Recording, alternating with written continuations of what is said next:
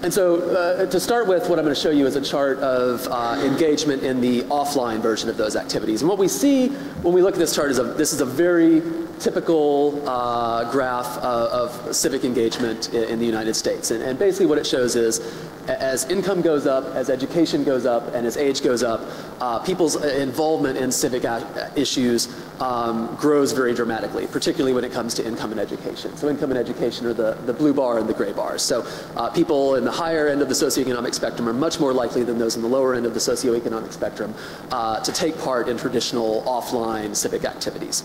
So our question was, if we map this same graph on the online activities that we discussed earlier, would it look any different?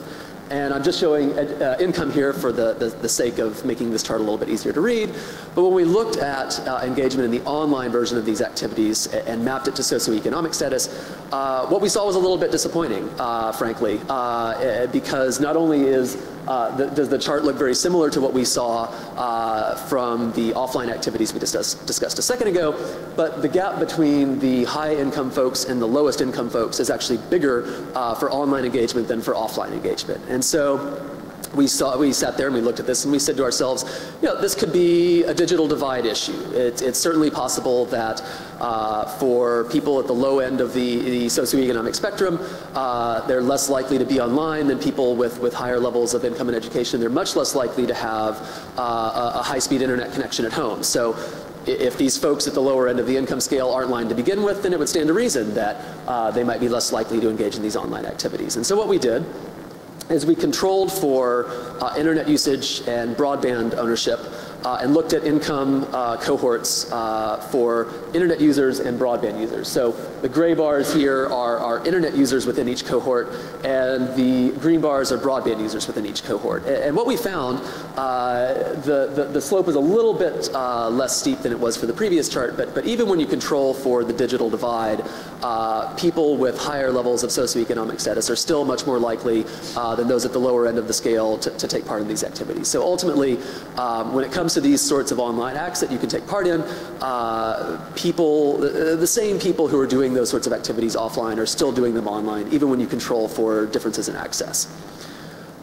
This is actually an interesting chart, and you notice I haven't mentioned age before, even though that was sort of a key component of what I was talking about earlier.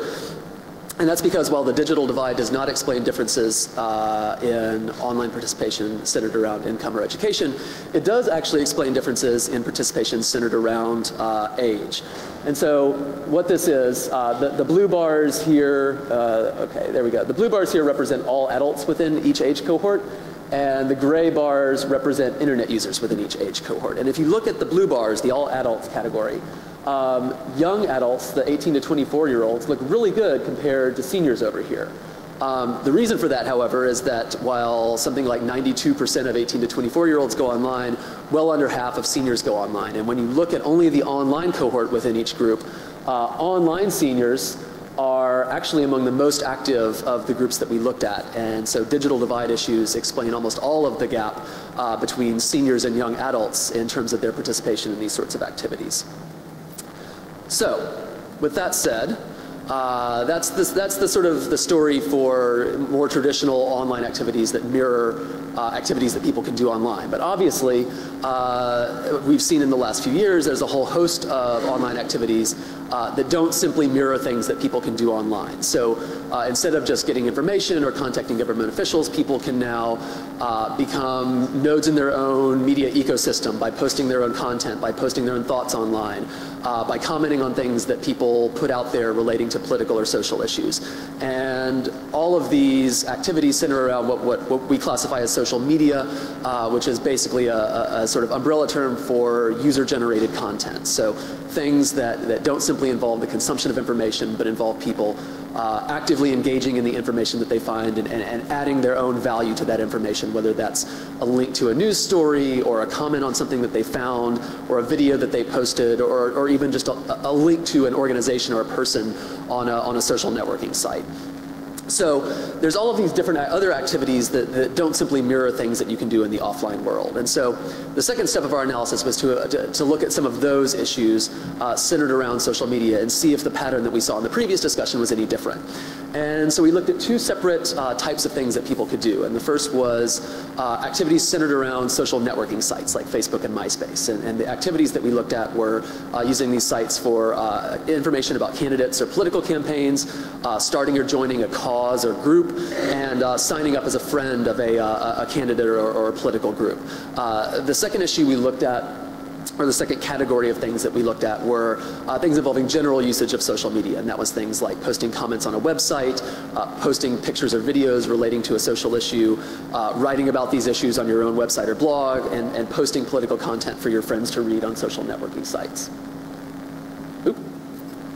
So this is very wordy, and I'll give you the synopsis of this, but the first thing that, when we looked at who was taking part in these new forms of engagement, was this is the domain of the young. And we saw in the previous discussion that even though young people were very likely, or relatively more likely to take part in sort of traditional online activities, that was almost entirely a function of their high level of internet usage.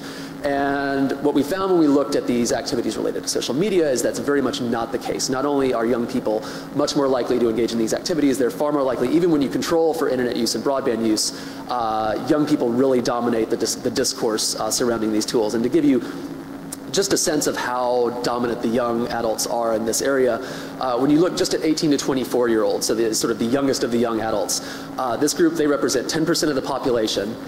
They represent 40% of those who use social networking sites for political purposes, and they represent 30% of those who post their own political material online. So they really, they punch way above their weight in terms of their involvement with these new forms of political activity. The other thing that we found that was really interesting and very encouraging from the standpoint of people who are sort of hoping to broaden the political debate to encourage marginalized groups to take part is that not only is the age flavor of these tools different, they have a very different socioeconomic flavor as well. And so this chart here, this shows different income cohorts, and it shows their involvement. The blue line represents the traditional sorts of online activities we discussed a little while ago.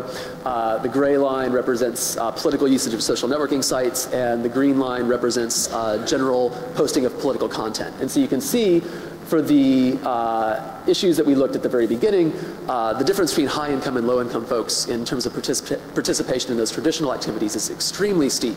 Whereas for the social media engagement that we're looking at now, it's an increase, but it's much less dramatic than it is for the more traditional activities that we looked at a minute ago.